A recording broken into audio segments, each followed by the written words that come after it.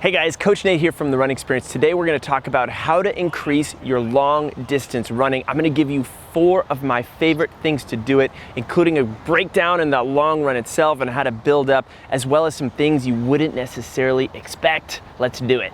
Hey, I want to thank Reebok and the Reebok Floatrides for sponsoring this video and bringing these tips to you. Reebok, if you haven't noticed, is really getting back in the running game, putting out great products, not only for new runners, but for serious runners as well. So if you are in the market for a 5K or 10K shoe, all the way up to a marathon, definitely give these guys a gander. Go ahead and click this link in the video or another link down in the description. Not only can you learn about the specs and get some reviews on how other people have experienced this shoe, you can get a discount on this shoe as well. It's a limited time, so definitely take advantage. And the best news of all, you can enter into a giveaway for a free pair yourself.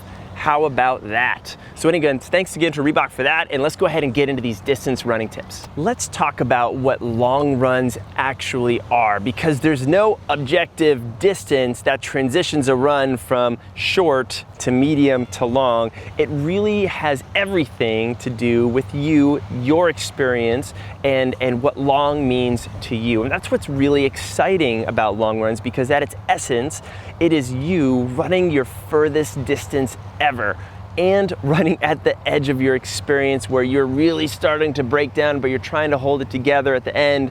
Once you finish, you're exhausted, but super excited at the same time. So it really brings out the love-hate in runners with this long run. But such an important thing to do, especially if you're training for a longer race, or you're just looking to relax and de-stress and explore and enjoy the views. So these 4 essential tips today are not only gonna give you a good idea on how to blueprint your runs themselves over a longer period of time, but more technical, specific know-how on some technique, on how to choose the right footwear, as well as the crucial mobility work you need to do to stay injury-free. Let's do it. All right, tip number 1 is all about that long run, how to build it sustainably over time so that you can hit these things week after week successfully and without injury.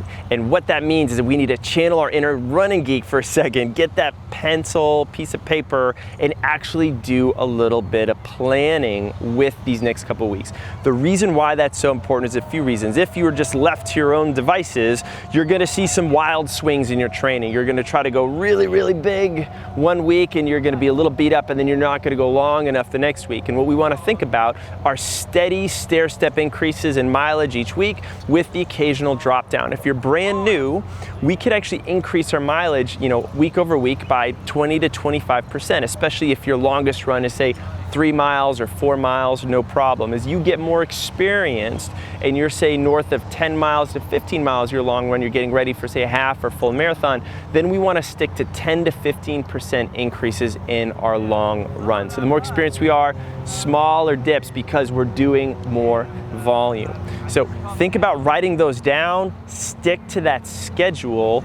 In every 4th week, take a little bit of decrease in volume on that long run as a way to recover so that your body can compensate and then get back at it. Another helpful thing for that long run is to think about balance throughout your week. We want to avoid the trap where we do this super epic run on Saturday and then it takes us 6 days to recover before we can run again. So a nice rule of thumb is that your long run should be no more, for the most part, than about 30% of your weekly mileage.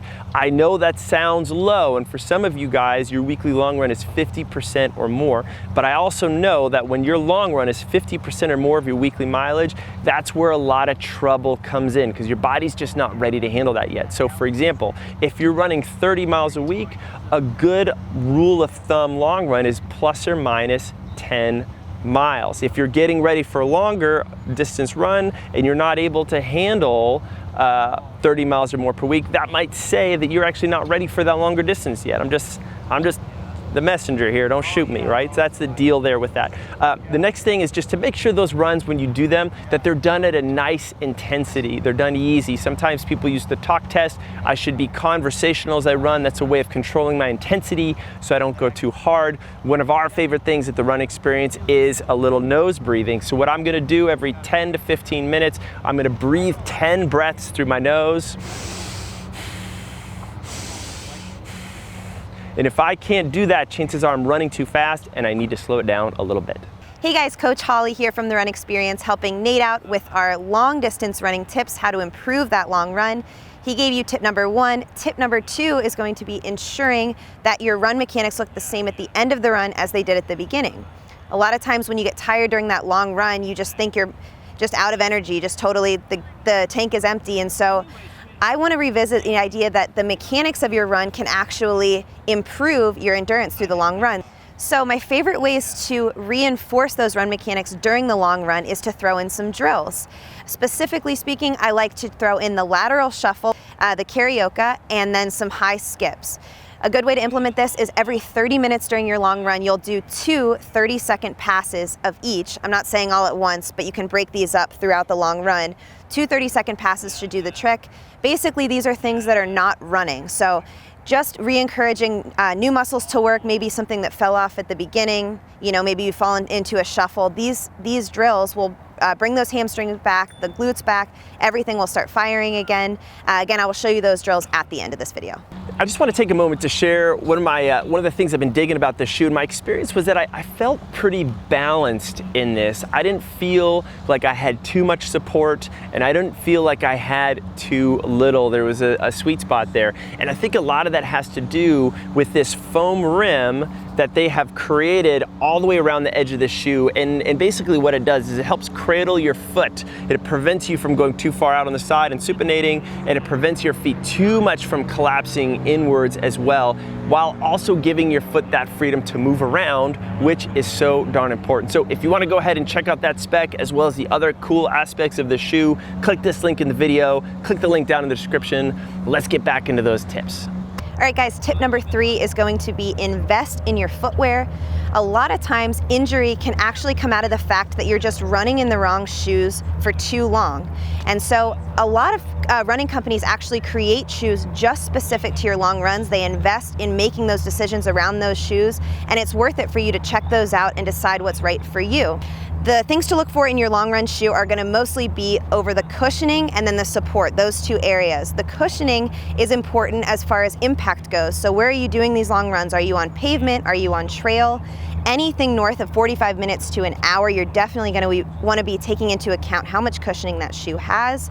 You don't want so much that your run mechanics, you can't even feel them anymore, but you definitely want enough that it's not going to beat you up over time, week to week. For the support aspect, you're going to want something that's going to address how your foot normally strikes the ground. So are you pronating normally? Are you supinating normally? That just means, are you collapsing in the arch, or are you over extending off to the side there? Finding something that can give you that right nice balance and keep you running efficiently the whole time. I know a few people that run in these Reebok Floatrides. They do their long runs in them week to week and they love it. Everyone's different though. You definitely want to go out and find the right pair for you. Again, those are the things to look for there, and it's worth investing. All right, 4th and final tip is to sneak in some post-run mobility work, and to do it immediately as part of that cool down. Some of you may say, hey, I'm gonna stretch later, I'm busy, I gotta go. Be honest with yourself. Half the time that probably doesn't happen at all. You've just trashed your body, then you've jammed it into a car, and then it just freezes up on you. And the next time you run, your hips are that much tighter and stiffer, your running mechanics suffer, and you're that much more injury prone, in all honesty. So sneaking a little bit of cool down and post-run mobility work is so important. Not only does it help you cool down, get blood flow back to certain areas, bring the heart rate back down, but specifically it's so important for opening up our hips, our ankles that just took so much abuse.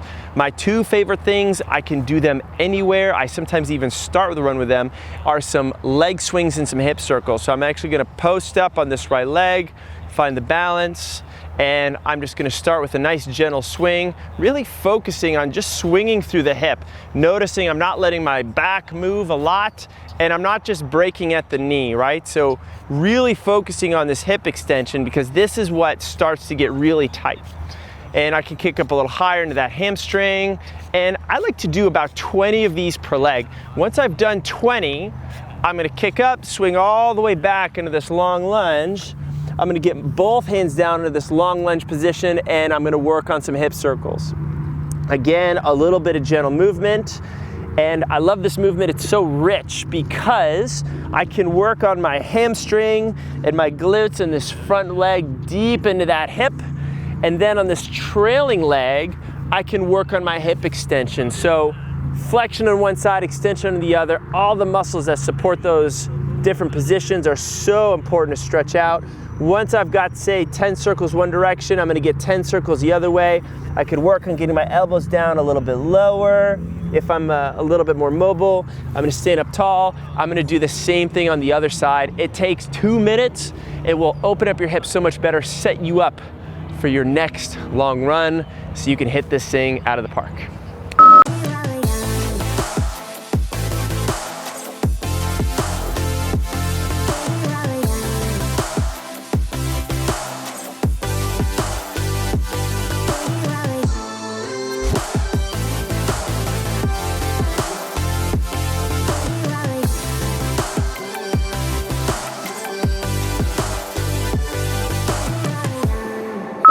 Testing 1, 2, 3, etc. Just checking out this more intimate view of our runs. Test, test, test. Run tips, long distance running, the mechanics. Hey, thanks again to Reebok and the Reebok Floatrides for sponsoring this video and bringing these tips to you.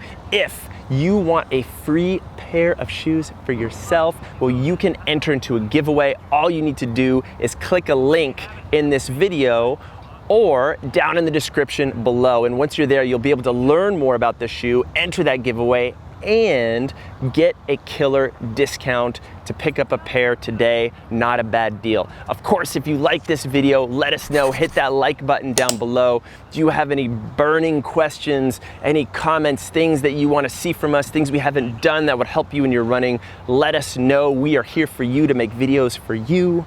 And of course, subscribe to our channel so when we make those videos, you are the first to see them. Hit that subscribe button. We got new videos coming out each and every week.